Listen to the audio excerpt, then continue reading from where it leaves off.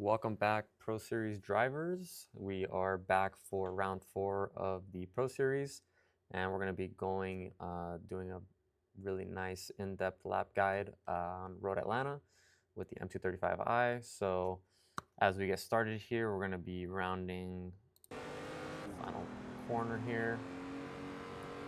And coming up to turn 1, I like to use the left side grass here. Do a little slow-mo action. I like to use the left side grass patch here that ends as my braking marker. I'll usually brake there and really vary my trail brake pressure to kind of gauge what type of speed and front grip I have going into turn 1. That's what kind of helps me kind of play with the steering a little bit, see where I'm aiming. You're gonna want to aim and barely touch this inside curb here. Once you touch that, you'll be able to already be at full throttle. Kind of run wide here. You want to kind of avoid this outside curb because it will kind of pull you to the outside of the track more if you go over it too far.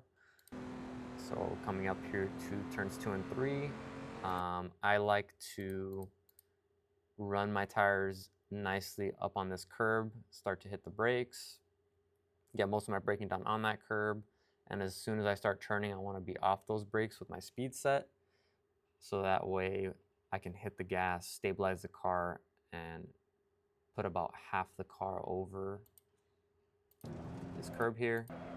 So yeah, about half the car over. If you do more than that, you end up catching air off all 4 wheels and you won't be able to steer. So try and just do like 3/4 or half the car over that curb. So we're going to be going through here. It puts you in a good spot to be full throttle out of here, and you can run the curb right here on the inside. Get some good steering out of that. You want to be full throttle through this next right, through the S's. So I hit this curb, line myself up as straight as possible with this outside curb here going to 5. Do a little slow-mo. I hit the brakes going onto it. The car does get a little unsettled. And as soon as I jump off of it, I'm already trail braking off and I'm off of it. The reason why I do that is because if you do stay on the brakes too long, the car won't want to, follow the corner and you'll start to understeer a little bit coming up this hill. So I like to set my speed on that outside curb and get my braking done. Once I'm done with it, I set my speed, I have the front grip, and I'm able to already start picking my throttle up. And as soon as I see that the car's rotating, I get to full throttle here. I'm not going to end up off the track. You don't want to touch this gravel here too because it does slow the car down, so I barely end up missing it. Coming up to the 2 double right-handers here, I like to use the Chevrolet board right here. It's also the 200 marker as a braking marker. So I'll usually brake a little bit before it. Get to my peak brake pressure, get away from it. The longer you stay in ABS, or the longer the ABS is kicking in, the more the car wants to understeer. So I tend to get to my max brake pressure and get away from it. Not super fast like a Formula car, but faster than normal. You want to get some rotation, but not too much, and you want to set your speed perfectly so that you can basically run this inside line here without touching that inside curb. And then coming up to the corner before the back straight, if you run this outside curb here, the car will get a little unsettled, so try and, if you do end up running up on this curb, try and run up onto it as straight as possible and keep the car straight if you do end up hitting the brakes, because that will upset the car a lot. So coming here into the corner before the chicane, get to my peak pressure, get away from it. You want to keep a certain amount of pressure to get a little more rotation.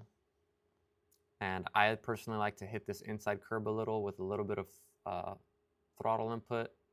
And as soon as I know that I'm pointed in the right direction, I get to full throttle. And you want to really minimize the wheel spin coming out of here, because even if you get a little and you still correct it, you'll still end up losing, a few tenths on the straight because it's super long. So keep that in mind.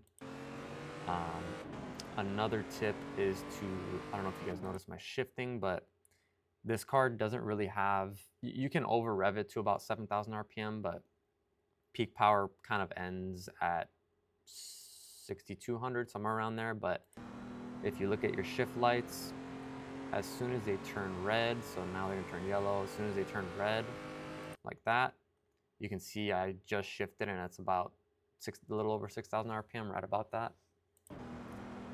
That'll get you, a tenth or two going down the straight as well.